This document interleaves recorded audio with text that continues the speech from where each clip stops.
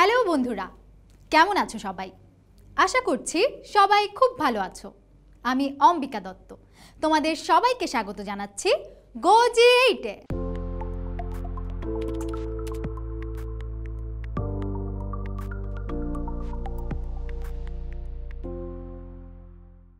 বন্ধুরা, আজকে আমরা একটি পদ্য বা কবিতা নিয়ে আলোচনা শুরু করতে যাচ্ছি। আর আজকের এপিসোডে আমরা আলোচনা করব একাদশ দ্বাদশ শ্রেণীর বাংলা প্রথম পত্র বইয়ের ঋতু বর্ণন সম্পর্কে, যে কবিতাটি লিখেছেন আলাউল। তাহলে চলো শুরু করা যাক আজকের এপিসোড। কবিতাটি শুরু করার আগেই প্রথমেই চলো আমরা এই কবিতাটির লেখক পরিচিতি সম্পর্কে অর্থাৎ আলাউল সম্পর্কে বিস্তারিত জেনে আসি। লেখক পরিচিতি। বন্ধুরা, কবি আলাউল হলেন 17 শতকের অন্যতম শ্রেষ্ঠ কবি। আনুমানিক 1607 খ্রিস্টাব্দে ফতেহাবাদ পরগনার জালালপুর গ্রামে তিনি জন্মগ্রহণ করেন, যেটি বর্তমানে ফরিদপুর জেলা হিসেবে পরিচিত। তরুণ বয়সে জলপথে চট্টগ্রাম যাওয়ার সময়ে তার পিতা ও তিনি পর্তুগিজ জলদস্যুদের কবলে পড়েন, আর এই আক্রমণে তার পিতা নিহত হন। তবে ভাগ্যক্রমে তিনি সেখান থেকে বেঁচে আরাকানে উপস্থিত হন। এরপর সেখানে তিনি প্রথমে আরাকান রাজ্যের সেনা দলে কাজ পান। এরপর ক্রমে তিনি রাজ দরবারের প্রধান অমাত্য মাগন ঠাকুরের কৃপাদৃষ্টি লাভ করেন এবং রাজসভার সদস্যভুক্ত হন।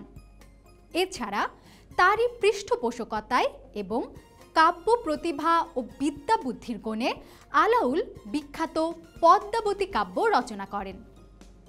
রাজসভার শিক্ষিত ও উচ্চ পদস্থ ব্যক্তিদের সহচর্য থেকে তিনি কাব্য চর্চা শুরু করেন। তার রচনায় নাগরিক চেতনা ও রুচির ছাপ সুস্পষ্ট। বন্ধুরা, এছাড়াও সংস্কৃত, আরবি, ফার্সি সহ বিভিন্ন ভাষায় ব্যুৎপন্ন আলাউল অসামান্য পাণ্ডিত্যের অধিকারী ছিলেন। শিল্পকুশলী এই কবির অন্যান্য রচনার মধ্যে রয়েছে সয়ফুলমূলক বদিউজ্জামান, হফতপয়কর, সিকান্দারনামা ইত্যাদি, যেগুলো হলো তার রচিত কাব্যগ্রন্থ। এছাড়াও রয়েছে নীতি কবিতা তোহফা এবং সঙ্গীত বিষয়ক কাব্য রাগ তালনামা। বন্ধুরা, কবি আলাউল 1680 খ্রিস্টাব্দে মৃত্যুবরণ করেন। তো বন্ধুরা, এই ছিল কবি পরিচিতি সম্পর্কে। চলো তাহলে এবার আমরা মূল কবিতাটি নিয়ে আবৃত্তি শুরু করছি। প্রথমে বসন্ত ঋতু নবীন পল্লব, দুই পক্ষ আগে পাছে মধ্যে সুমাধব।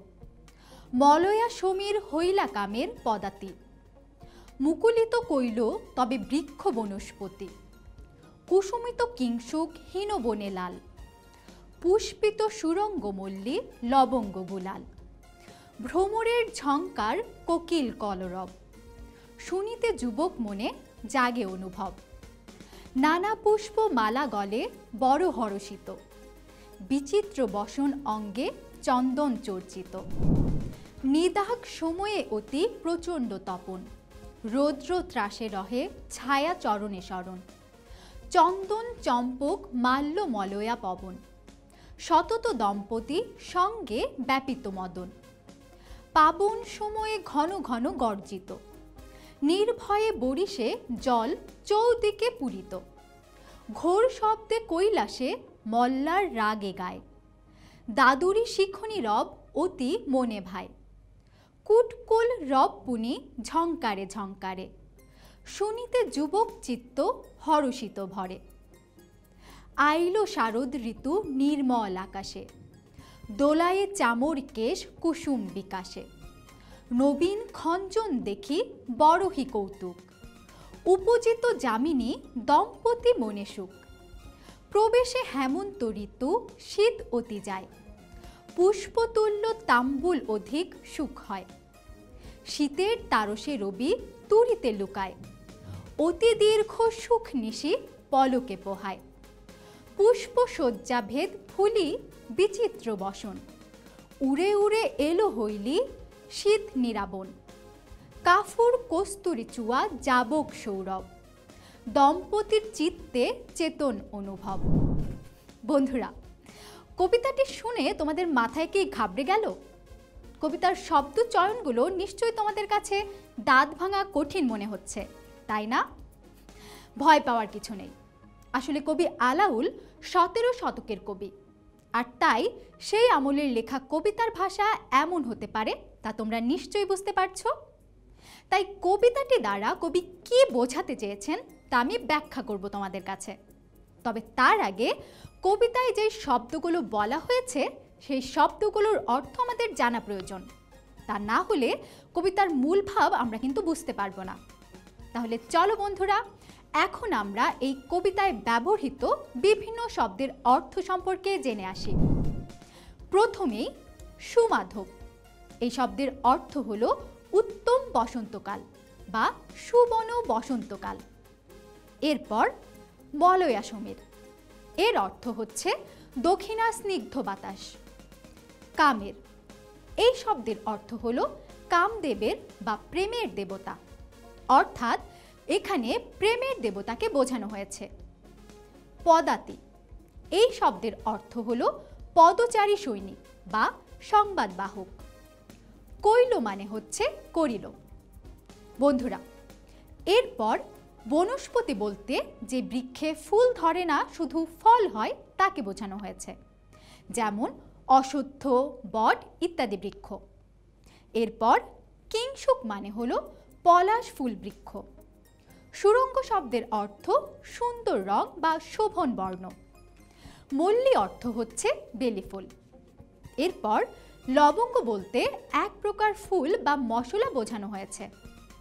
গোলাল শব্দের অর্থ হলো আবির বা ফাগ। ঝংকার অর্থ হলো বীণা যন্ত্রের শব্দ বা গুঞ্জন।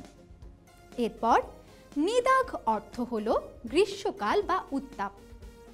শরণ শব্দটি এখানে শরণ অর্থে ব্যবহৃত হয়েছে, যার অর্থ হচ্ছে আশ্রয়। বরিশে মানে হলো বর্ষিত হচ্ছে, অর্থাৎ এখানে অজস্র ধারায় বৃষ্টিপাত বোঝানো হয়েছে। পূরিত শব্দের অর্থ হলো পূর্ণ বা ভরপুর। কৈলাস অর্থ হলো শিবের বাসস্থান, যা হিমালয় পর্বতের একটি অংশ। মল্লার অর্থ হলো মালহার, যা সঙ্গীতের একটি রাগ। এটি রাতের দ্বিতীয় প্রহরে গাওয়া হয়। দাদুরি শব্দের অর্থ মাদি ব্যাং বা ভেকি।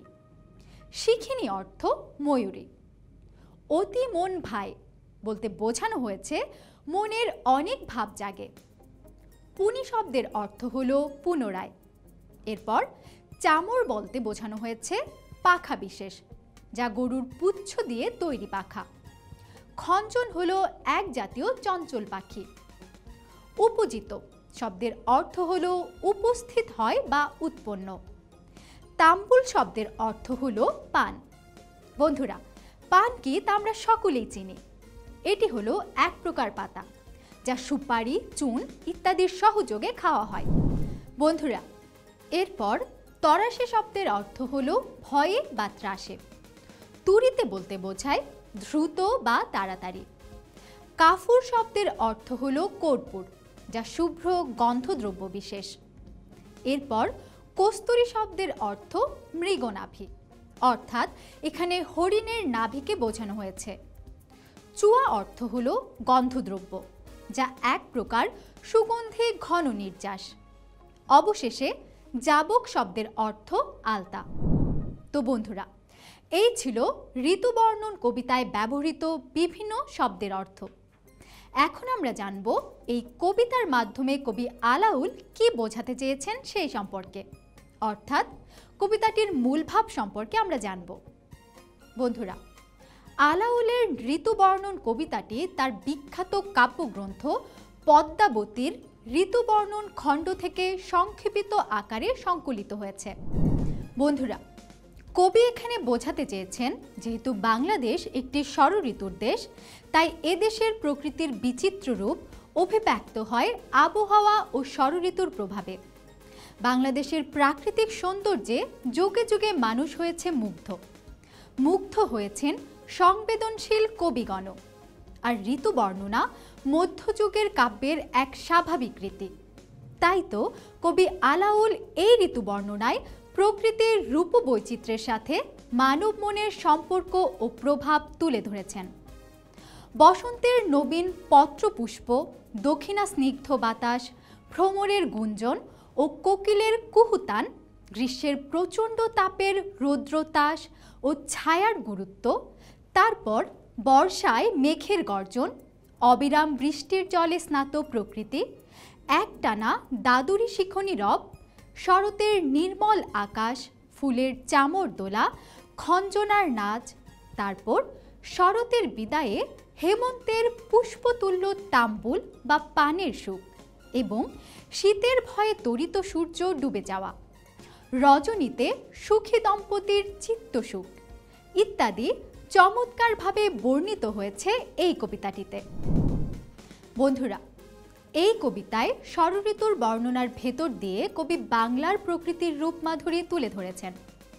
ষড়ঋতুর বৈচিত্র্য বাংলার নিঃসর্গ রূপকে যে সমৃদ্ধ করেছে তা এই কবিতায় স্পষ্টভাবে বোঝা যায়। তো বন্ধুরা, এই ছিল কবি আলাউল রচিত ঋতুবর্ণন কবিতার মূল উপজীব্য বিষয়। আশা করছি তোমরা কবিতাটি বেশ উপভোগ করেছ এবং এর মূল ভাব সম্পর্কে তোমরা বুঝতে পেরেছ। তো বন্ধুরা, এই ছিল আমাদের আজকের এপিসোড। পরবর্তী এপিসোড দেখার আমন্ত্রণ জানিয়ে এখানেই শেষ করছি। সে পর্যন্ত তোমরা সবাই ভালো থেকো, সুস্থ থেকো এবং অবশ্যই গো-8 সাথেই থেকো।